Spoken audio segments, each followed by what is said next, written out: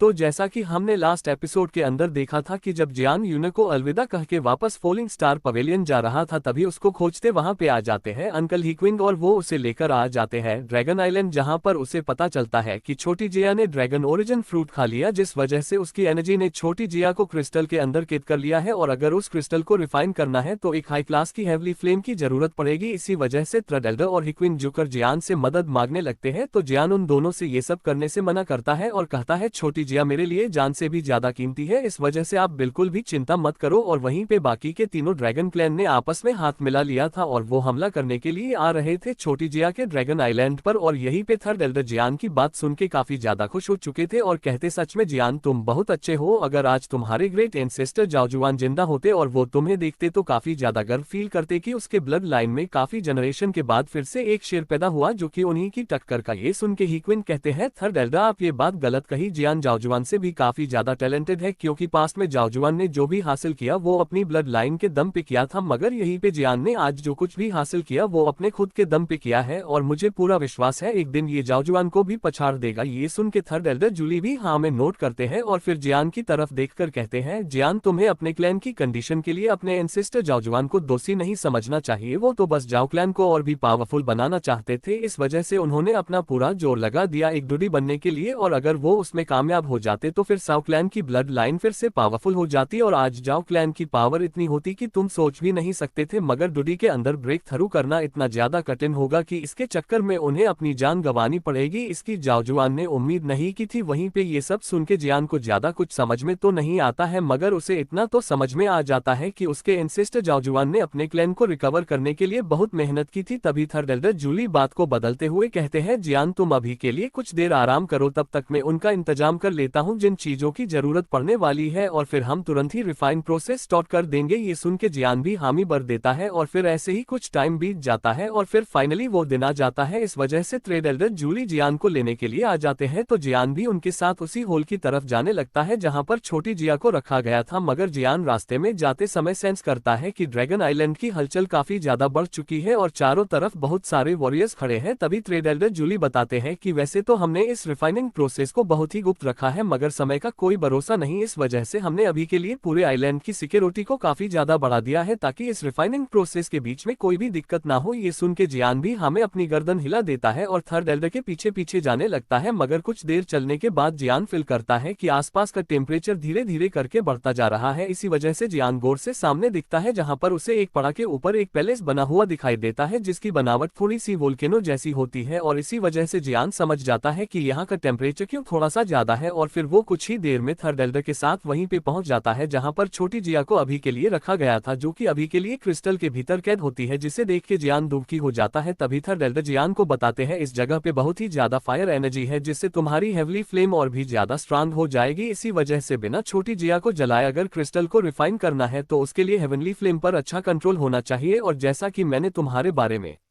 सुन रखा है तो तुम्हें ऐसा करने में ज्यादा दिक्कत नहीं होगी, मैंने सही कहा ना। ये सुन के जियान भी एकदम फुल जोश में आ जाता है। वहीं पे थ्रेडेल्डर जियान को इतना ज्यादा जोश को देखते हैं तो वो भी रिलैक्स हो जाते हैं और साथ ही जियान को बताते हैं कि आसपास इस जगह की सुरक्षा के लिए यहाँ पे काफी सारे वॉरियर है, यहाँ तक कि मैं भी इस जगह की सुरक्षा के लिए यहीं पर रहूंगा ताकि इस रिफाइनिंग प्रोसेस में तुम्हें कोई भी डिस्टर्ब नहीं कर पाए। ये सुन के जियान भी हमें गर्दन हिला देता है। तभी थ्रेडेल्डर जूली कहते हैं जियान ये क्रिस्टल बहुत ही ज्यादा मजबूत है, इस वजह से इसे मेल्ट करने में बहुत टाइम लगने वाला है और जब तुम अपनी फ्लेम का इतने समय तक इस्तेमाल करोगे तो इसमें तुम्हारी बहुत सारी एनर्जी खर्च होगी, इसलिए मेरे पास कुछ है। और इतना कहते वो अपनी स्टोरेज रिंग से एक जेड शीशी को बाहर निकालते हैं और जियान को देने लगते हैं और कहते हैं इसके भीतर 5 एंशिएंट ड्रैगन की एसेंस ड्रॉप है और हर एक ड्रॉप के भीतर बहुत स्ट्रांग एनर्जी है जिसे जैसे ही तुम खाओगे तुम्हारी एनर्जी तुरंत रिकवर हो जाएगी। इसी वजह से जब भी तुम्हें लगे कि तुम्हारी एनर्जी कम है तभी तुम इसकी एक ड्रॉप खा लेना जिससे तुम्हारी एनर्जी तुरंत ही रिकवर हो जाएगी। वहीं पे ये सब सुन के जियान हमें नोट करता है और अपने हाथ को बढ़ाकर जेड शीशी को ले लेता है और कहता है अभी के लिए मैं इसे रिजेक्ट नहीं करूंगा, मगर मैं इस एसेंस ब्लड का इस्तेमाल भी तभी करूंगा जब मेरे पास कोई दूसरा रास्ता नहीं बचेगा क्योंकि मैं जानता हूं ये बहुत ही ज्यादा कीमती है। और इतना कहते जियान तुरंत ही छोटी जिया के सामने आके बैठ जाता है क्रॉस लेग करके और वहीं पे ये सब देख के थ्रेडेल्डर भी एकदम फुल सीरियस हो जाते हैं। यहीं पे जियान एक बार जिया को देखता है और फिर अपनी हेवनली फ्लेम को बाहर निकाल लेता है जो कि तुरंत ही एक ड्रैगन के अंदर बदलकर छोटी जिया को चारों तरफ से घेर लेती है। तभी जियान एक गहरी सांस लेता है और कहता है रिफाइन स्टॉट, और उसके इतना कहते ही हेवनली फ्लेम क्रिस्टल को मेल्ट करना स्टॉप कर देती है। वहीं पे ये सब देख के काफी सारे वॉरियर जाते हैं और जियान को देखने लगते हैं। वहीं पे थर्ड एल्डर भी बहुत ही गौर से देख रहे होते हैं और वो फील कर पा रहे थे कि हेवनली फ्लेम का टेम्परेचर बहुत ज्यादा है। वहीं पे हेवनली फ्लेम क्रिस्टल के चारों तरफ से मेल्ट करने में लगी हुई थी और ऐसी यह प्रोसेस कुछ देर तक चलती रहती है, मगर क्रिस्टल के अंदर कुछ चेंज नहीं आते हैं। ये देख के जियान बिल्कुल भी निराश नहीं होता है, क्योंकि उसे मालूम था ये कोई नॉर्मल क्रिस्टल नहीं है, मगर वो इस बात को अच्छे से जानता है कि इस दुनिया में ऐसा कुछ भी नहीं है जिसे हेवनली फ्लेम रिफाइन नहीं कर सकती है। बस बात है तो टाइम की कि ये कितनी देर तक हेवनली फ्लेम के टेम्परेचर को बर्दाश्त कर सकता है। एक ना एक टाइम पे इस क्रिस्टल को मेल्ट होना ही होगा और ऐसे ही कुछ घंटे बीत जाते हैं जहाँ पे टेम्परेचर काफी ही ज्यादा ऊपर नीचे हो रहा होता है। इस वजह से जियान के आसपास में कोई मामूली वॉरियर खड़ा भी हो जाता तो बेचारे पक्का वो मारा जाएगा, मगर यह चीज थर्ड एल्डर जूली के ऊपर लागू नहीं होती है। इस वजह से वो घूर घूर के देखे जा रहे होते हैं, मगर तभी उनके पीछे एक बंदा आ जाता है और वो कहता है एल्डर जूली, आपको क्या लगता है ये जियान लड़का इस क्रिस्टल को रिफाइन कर पाएगा कि नहीं कर पाएगा? ये सुन के थर्ड एल्डर जूली कहते हैं ये लड़का जियान कोई मामूली नहीं है, ये बना पिल गैदरिंग कॉम्पिटिशन का चैंपियन, इस वजह से इसकी स्पिरिचुअल पावर भी काफी पावरफुल होगी और साथ ही पर्सनली मैं खुद भी बहुत टाइम से इसके ऊपर नजर रख रहा हूँ और मुझे इस चीज का पूरा अंदाजा हो चुका है कि इस लड़के में कुछ जरूरी कुछ खास है, ये नॉर्मल इंसानों की तरह बिल्कुल भी नॉर्मल नहीं है। ये सुन के वो बंदा थोड़ा सा हैरान हो जाता है, मगर वो थोड़ा सा चिल्लाते हुए कहता है थर्ड एल्डर जूली, यहाँ कोई कंपटीशन नहीं चल रहा है, इस वजह से हम लोग अभी के लिए किसी भी तरह से रिस्क नहीं ले सकते हैं। ये सुन के थर्ड एल्डर कहते हैं कि एल्डर आपको टेंशन करने की कोई जरूरत नहीं है, हालांकि मैं इस बात को काफी ही अच्छे से समझता हूँ कि इस दावा की कॉन्टिनेंट के भीतर अकेला जियान नहीं है जिसके पास हेवनली फ्लेम टॉप 10 की, मगर मेन बात यह है कि जब छोटी जिया बेहोश हो रही थी तब उसने ही जियान को लाने के लिए कहा था और वो छोटी लड़की इतनी भी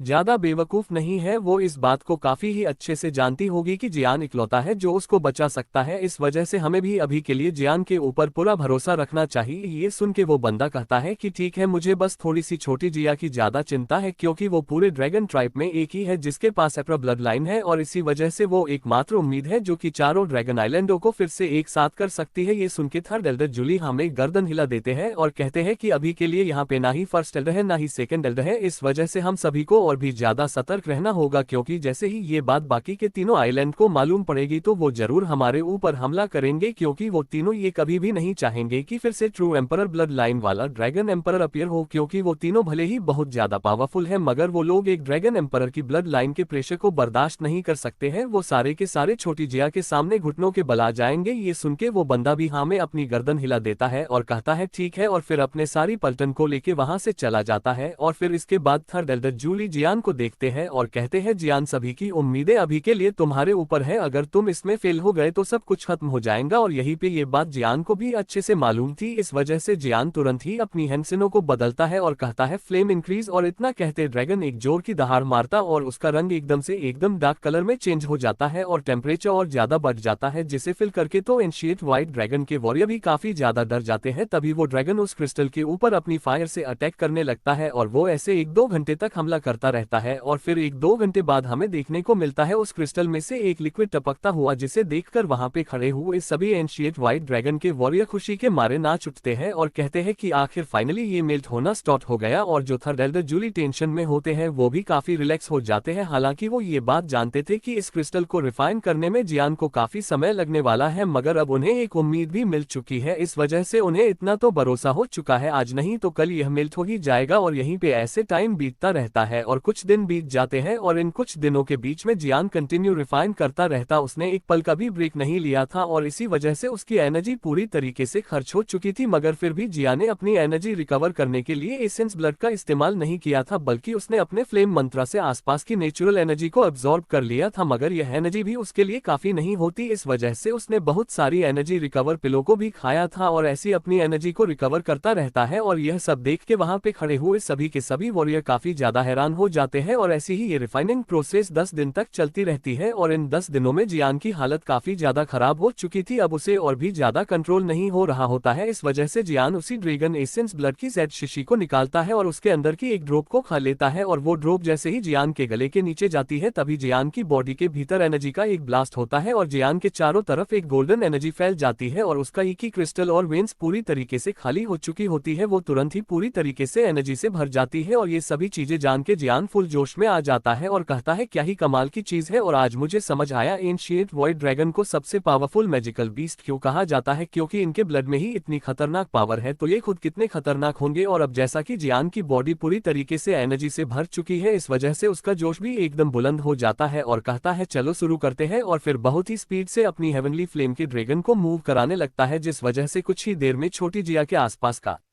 क्रिस्टल पूरी तरीके से मेल्ट होकर नष्ट हो जाता है। और अब बस वहां पे छोटी जिया रह गई थी, मगर अभी भी रिफाइनिंग प्रोसेस पूरी तरीके से खत्म नहीं हुई, क्योंकि अभी भी छोटी जिया की बॉडी के भीतर भी यह क्रिस्टल एनर्जी जमी हुई है, और जब तक उसे अंदर से पूरी तरीके से रिफाइन नहीं किया जाएगा तब तक छोटी जिया को कंप्लीट नहीं माना जाएगा। और यह बात जियान भी जानता था, इस वजह से वो अपनी रिफाइनिंग प्रोसेस को कंटिन्यू रखता है, और ऐसे 4 हफ्ते बीत जाता है। अब छोटी जिया के भीतर का इंटरनेट क्रिस्टल भी रिफाइन होने लगे थे, मगर जियान के 4 हफ्ते लगातार रिफाइन करने की वजह से उसकी कंडीशन थोड़ी सी खराब हो चुकी थी, मगर जियान का जोश अभी भी काफी ज्यादा बुलंद था, जिसे देख के वहां पे खड़े हुए सभी ड्रैगन वॉरियर्स के दिल में जियान के लिए रिस्पेक्ट और भी ज्यादा बढ़ चुकी थी। वहीं पे थर्ड एल्डर की नजरों में भी जियान की इज्जत काफी ज्यादा बढ़ चुकी थी, और वो कुछ कहने वाले होते हैं तभी अचानक से पूरा ड्रैगन आइलैंड कब जाता है और एक बाहरी आवाज आती है, और वो आवाज उसी बंदे की होती है जो कि कुछ देर पहले थर्ड एल्डर जूली से मिलकर गया था, और इस बंदे का नाम एल्डर क्यूई है। और वो कहते हैं तुम लोगों की इतनी हिम्मत कि तुम हमारे बेस्ट आइलैंड के ऊपर अटैक करने के लिए आ गए। ये सुनते थर्ड एल्डर के हाव भाव पूरी तरीके से चेंज हो जाते हैं और आसमान की तरफ देखते हैं, और इसी के साथ ये वीडियो भी यहीं पे खत्म हो जाती है। और अगर आप लोग को यह वीडियो पसंद आए तो प्लीज यार चैनल को सब्सक्राइब कर लेना। तब तक के लिए आप सभी को बहुत सारा प्यार।